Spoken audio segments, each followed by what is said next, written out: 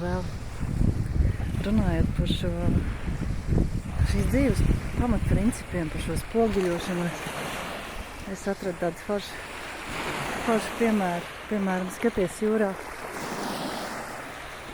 Visi guru saka, ka mēs iekšēji esam kā debesis, kā mūsu īstās tā sajūta tad, kad mūsos nekas nav. Ka mēs jūtam iekšā tukšumu un mēs esam kā debesis un ka mākoņi staigā. Un kā dzīve ir kā riņķī, kā mākoņi, saule, zvaigznes. Mēs esam debesis, mēs paliekam nemainīgas iekšēji. Tā ir tā tava īstā kodola sajūta. Un tad viss tevī atspoguļojās. Un tad te var labi redzēt jūrā, ka debesis ir skaistas un gaišas, jūra ir krāsaina, jūra ir spīvi gaiša un irdzoša. Ja debesis ir tumšākas, ja tur mākoņainākas, jūrai toņi mainās. Un pat ir dzīvē,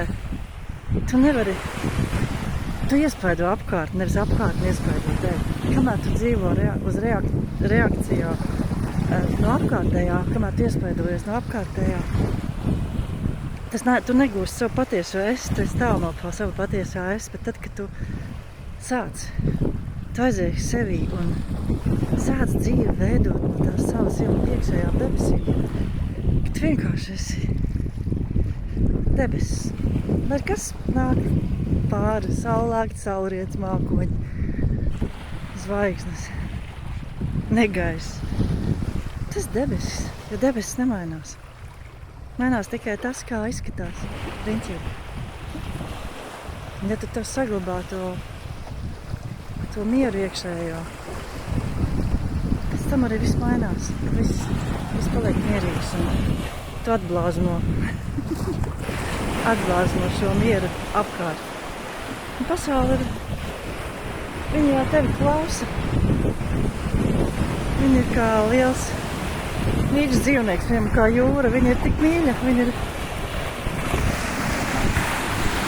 elpo blakus tev un tu sajūti to viņas mīlestību. Jūra pieskāriena. Tu jūti vēju, kā viņš tev glāsta. Dzīve tev mīļa. Kā mīli dzīvi, tāda kāda viņa ir. Un citreiz ir vētras, citreiz ir, bet tā ir dzīve. Ja mēs esam debesis, tas nekas nenotiek. Mēs esam debesis, mēs aizmirstam reizēm, ka mēs esam debesis. Un mūsu dzīve tikai riņķī spēlējās. Protams, citreiz ir, man pašai ir smagi nācies to saprast ar smagām pieredzēm.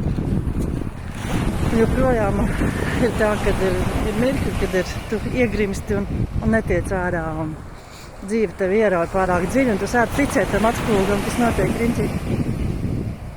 Bet tad šādi momenti ir vajadzīgi, kad tu izraujies un 4 no rīta atbrauc uz jūru un sajūti, ka tu esi debesis atkal.